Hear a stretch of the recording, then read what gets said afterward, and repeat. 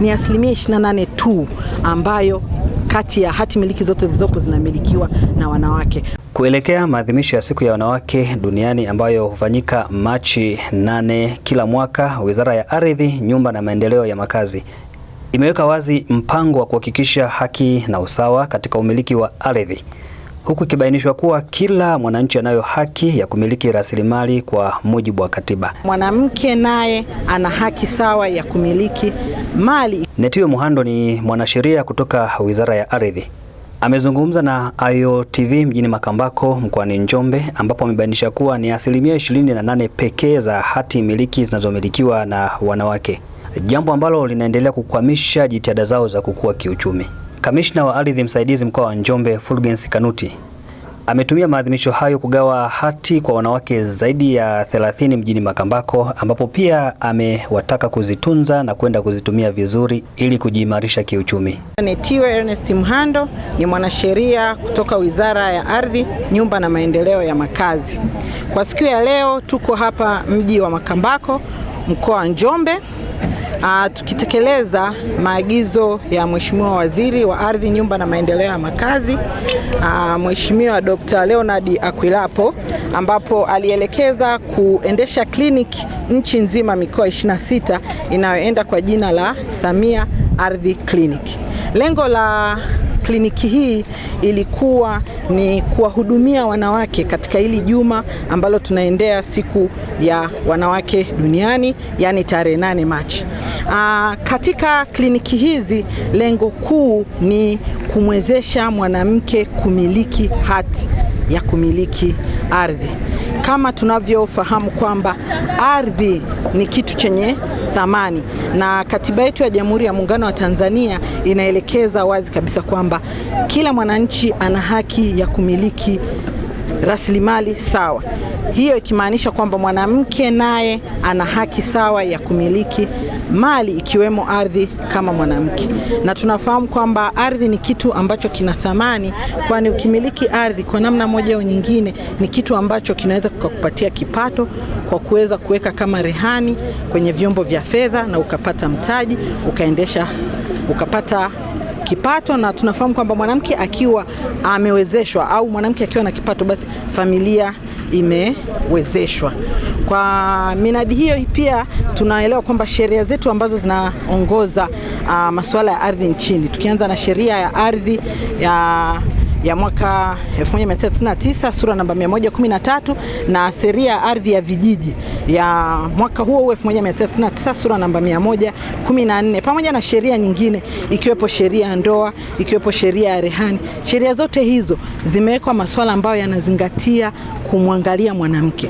Kama tunavyofahamu kutokana na mila zetu tulizonazo, wanaume wamekuwa wakimiliki hati kwa muda mrefu, lakini wanawake hawakuwa wamefikiwa kwa asilimia kubwa. Kwa lengo hili la kliniki hizi ni kuongeza ushiriki wa wanawake katika kumiliki ardhi, na kwa takwimu tulizonazo mpaka sasa ni 28% tu ambayo kati ya hati miliki zote zilizopo zinamilikiwa na wanawake. Kwa hiyo tunalenga kuongeza ile idadi ya wanawake ambao watakuwa na miliki ardhi na wanakuwa na hati miliki za ardhi zao.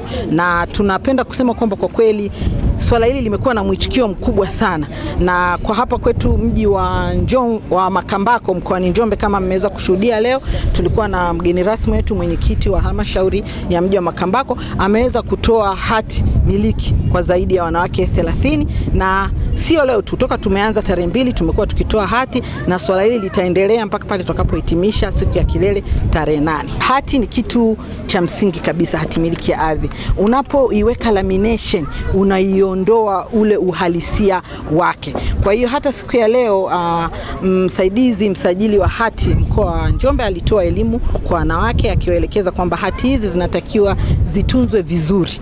Kwanza zisikae sehemu ambazo zinaweza zikakutwa na wadudu au zikaweza kuloana au kupata majanga ya moto, kwa sababu ile hati inapoharibika mchakato wa kupata hati nyingine inasumbua, au isipotunzwa vizuri kapotea, kuna changamoto ya ikaingia mikononi kwa mtu ambaye sio mwema na akaitumia hiyo hati tofauti na matarajio, labda akaenda akakopea kama vyombo visipoweza kutambua sio muhusika. Kwa hiyo elimu ilitolewa, ni vyema kuitunza hati miliki vizuri. Hizi hati kama alivyoeleza msajili wa hati, kweli lazima tuzitunze vizuri sana. Kwanza zisiharibike, lakini pia zisipotee au kuharibika. Maana yake kuna kuliwa na wadudu. Tunazipata kule ofisi, nyingine zimeliwa na wadudu mchwa, nyingine zimepata maji, nyingine zimewekwa katika mazingira ambayo zinaweza zikapata moto zikaungua. Lakini kwenye kuzitunza sasa, ndio hapo msisitizo mkubwa sana kwamba tuzitunze ili zisiharibike au zisipotee, au tuziweke katika mazingira ambayo labda uwizi unaweza ukafanyika ikaibwa, kwa sababu katika mazingira yote hayo matatu, labda imeibiwa, imepotea au imeharibika sana kiasi cha kutokuweza kutumika sasa, basi kupata nyingine italazimika tena kuingia gharama. Lazima utaomba kwenye ofisi ya msajili wa hati, utatoa kwanza taarifa polisi kwamba hati yangu labda imepotea au imefanyaje. Halafu kisha utaomba kwenye ofisi ya msajili ili upate nyingine, kwa sababu si kwenye ofisi tunatunza na nyaraka nakala nyingine moja. Kama mnakumbuka, mtakuwa mmesaini nakala mbili, moja itabaki ofisini, moja tutapewa. Ile moja inakaa ofisini inatunzwa pale. Kitokea sasa upotevu namna hiyo, basi utaomba, na nyaraka za serikali zilivyo, utakapokuwa unaomba labda nakala sasa, huwa kuna gharama. Utalazimika kugharamika. Kwa hiyo kuna swala la muda, kuna swala la hizo gharama, unaona?